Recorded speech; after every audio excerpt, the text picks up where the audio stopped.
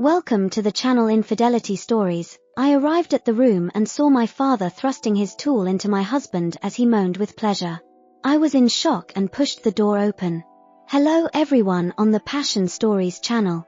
I finally gathered the courage to share with you one of the worst moments of my life. My name is Louise, I'm 28 years old, and I'm a literature teacher at a public school here in Sao Paulo. I love what I do because I've always been passionate about books and stories. They take me to places I never imagined. That's what I try to share with my students. My husband's name is Peter. He's 35 years old and a civil engineer. Peter is a dedicated, hard-working man who is also very caring. We met 5 years ago at a mutual friends party, and we've been together ever since. He's everything to me, my safe harbor, always there to fulfill my desires in bed. We live in an apartment in the city center, close to his work and relatively close to my school. Our life is peaceful and happy. We enjoy going out for dinner, watching movies together, and traveling whenever we can to explore new places. My relationship with my father has always been good. His name is Charles, he's 55, a charming man with gray hair and a well-trimmed beard. He has always been very present in my life, especially after my mother passed away a few years ago. My father is a cardiologist, deeply focused on his career. He taught me many values, such as the importance of respect and honesty. Besides being my father, he's also a great friend and advisor. In recent months, I noticed that Peter and my father were becoming very close. At first, I thought it was great because I always wanted the two to get along well. However, I began to notice something different in their looks and the way they behaved when they were together. There was a tension in the air that I couldn't explain. When I was around, they would fall silent. When I was away, they would chat non-stop. I thought it was just guy talk, but I was completely wrong. A quick note, don't forget to subscribe to the channel and leave your like. Every day, the channel posts the best infidelity stories. As the days passed, I noticed that Peter and my father were spending more and more time together. Initially, I thought it was great that my father was finally allowing himself to make friends after my mother's death. But the closeness between the two began to bother me.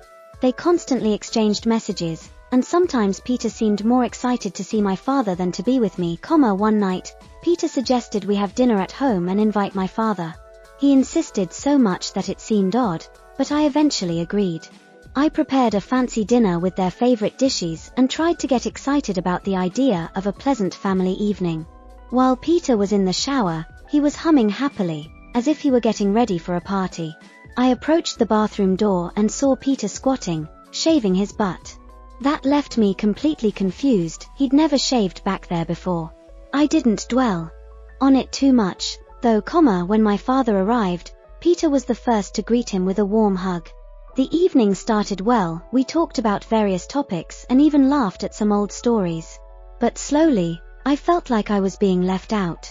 Peter and my father were so engrossed in their conversation that it seemed like I wasn't even there. After dinner, while I was doing the dishes, I heard laughter coming from the living room. I went over and saw them sitting very close on the couch, chatting animatedly. My father's hand was resting on Peter's leg. The scene made me uncomfortable. I pretended I needed to get something from the living room to interrupt them, and they quickly moved apart, giving me a look that made me feel like I had interrupted something important. That night was etched in my mind. Peter, who had always been so loving and attentive, was now pushing me aside. Our relationship, once full of love and companionship, now felt different. I felt alone, even next to the man I loved. That same night after dinner, I decided to wear lingerie and spice things up with my husband. To my surprise, it didn't work. Peter couldn't get aroused and made an excuse, saying he was tired from work. I questioned him, asking if he was really tired because he didn't seem that tired while chatting with my father. Peter didn't answer and simply turned away. For the first time in my life, my husband had turned his back on me. This had never happened before. I was completely devastated. The next day, I decided to come home early from work to try and spend some time with Peter. When I arrived home, I heard voices coming from the bedroom. I walked slowly down the hallway, trying to understand what was happening. As I got closer to the door, I heard my father's voice. My heart raced, and I carefully opened the door just a little to peek inside. I saw Peter and my father talking softly, too close. My father was touching Peter's arm in an intimate way, and Peter didn't seem uncomfortable. At that moment, I quickly backed away from the door, afraid of being caught spying. My heart was racing, and a mix of anger and sadness overwhelmed me. What was happening between the two? Why were they so close and intimate? I tried to ignore these thoughts and pretended that nothing was happening, but the doubt and insecurity were consuming me. Peter continued to act strangely, and I felt increasingly distant from him. I went downstairs and made a noise on purpose. Within seconds, I heard the two of them coming down, laughing and talking loudly as if nothing had happened. Right then, I confronted my father, asking why he was at our house without telling me. He said he was passing by and decided to make a surprise visit and that he was already leaving. I didn't buy that excuse. I had seen them being very intimate in that room. Peter, as always, remained silent, pretending to be clueless. After my father left, I made dinner. After another silent dinner at home, I decided to confront Peter. He was on the couch, messing with his phone, when I sat next to him, my heart pounding. I took a deep breath and asked about his relationship with my father. His response was evasive, full of excuses and justifications about how they were just getting along well. But something about the way he spoke, the way he avoided my gaze, made me even more suspicious. The next day, I went to my father's office during a break between his appointments. He seemed surprised by my visit, but greeted me with a smile. I told him I was worried about the sudden closeness between him and Peter. He laughed, saying it was good to have someone to talk to and share things with, especially after my mother's death. But there was something in the way he avoided my gaze, the way he quickly changed the subject, that made me feel like he was hiding something. I left his office with a mix of relief and more doubts. Something was happening between Peter and my father, something they didn't want me to know.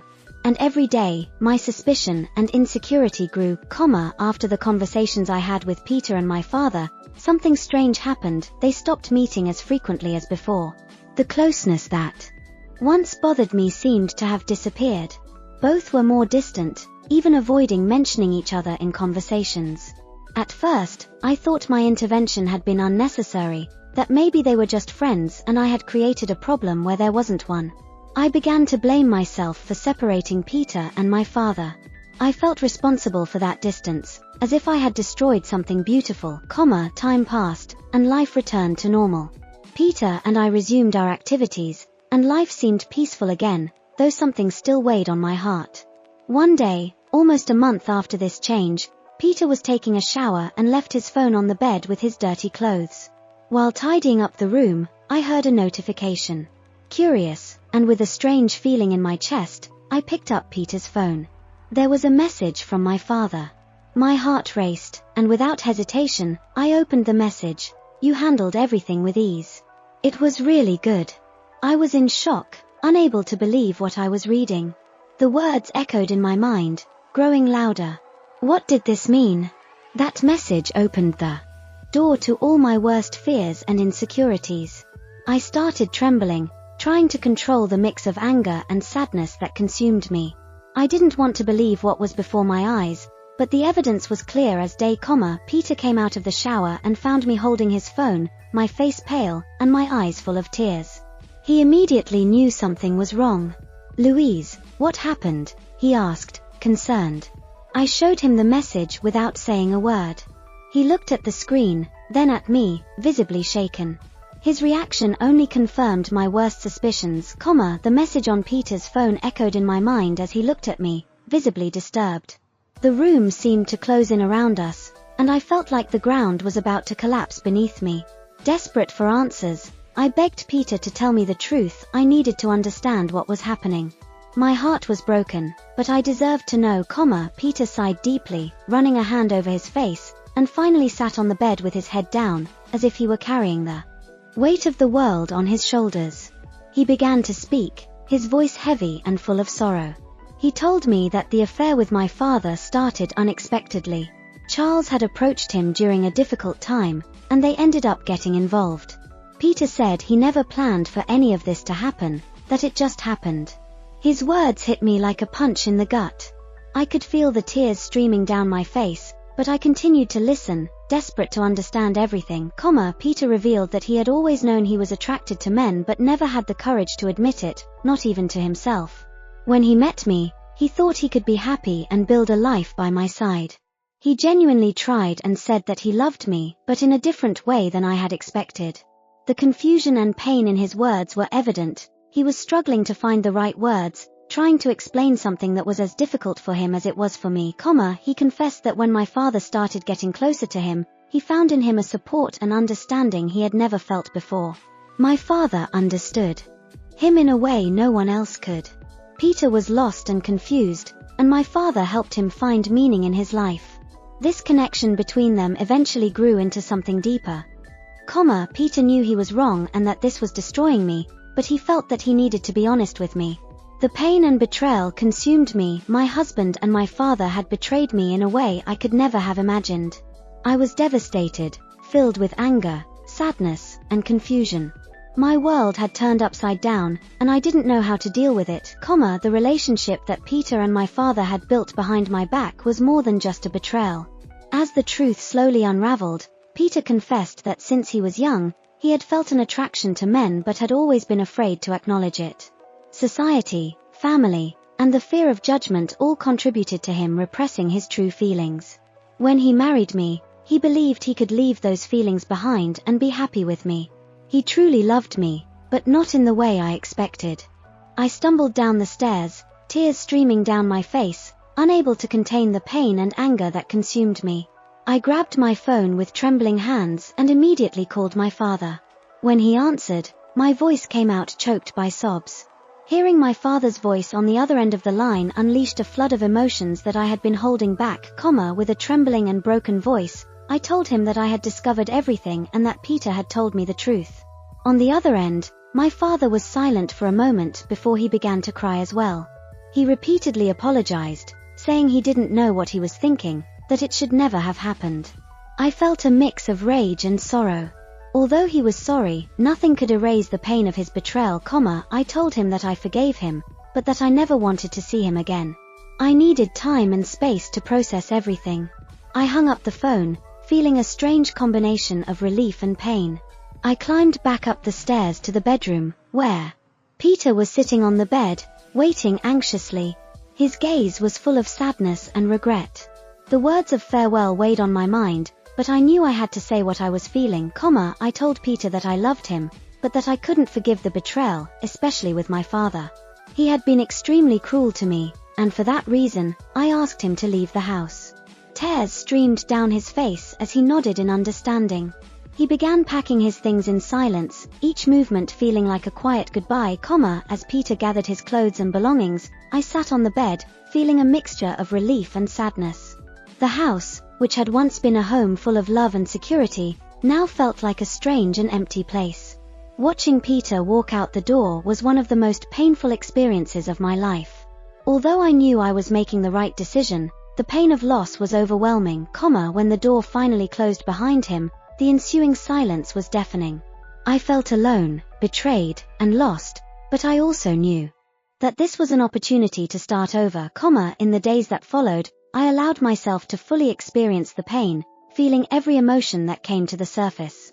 I cried until there were no more tears, screamed in anger and despair, and then sat in silence, trying to find a way to piece my life back together, Weeks passed, and my father tried to contact me, but I didn't respond.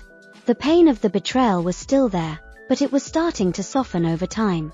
I began to realize that, although the betrayal had been devastating, it also gave me an opportunity for growth and self-discovery.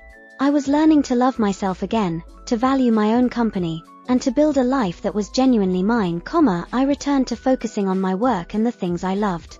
I found strength in literature, in the books that had always brought me comfort and that now helped me find a new path. I began to explore new hobbies, make new friends, and gradually rebuild my life. The pain was still there, but it was becoming a distant memory, and I knew that despite everything, I was strong enough to move forward, with time, I began to reflect on everything that had happened. Although the pain of the betrayal was still deep, I realized that I had also learned a lot about myself. I discovered an inner strength that I never knew I had, a capacity to forgive and move on, even when everything seemed lost. Therapy became an important part of my healing journey. Talking to someone impartial helped me process my feelings and understand that, although the betrayal was their choice, how I responded to it was mine.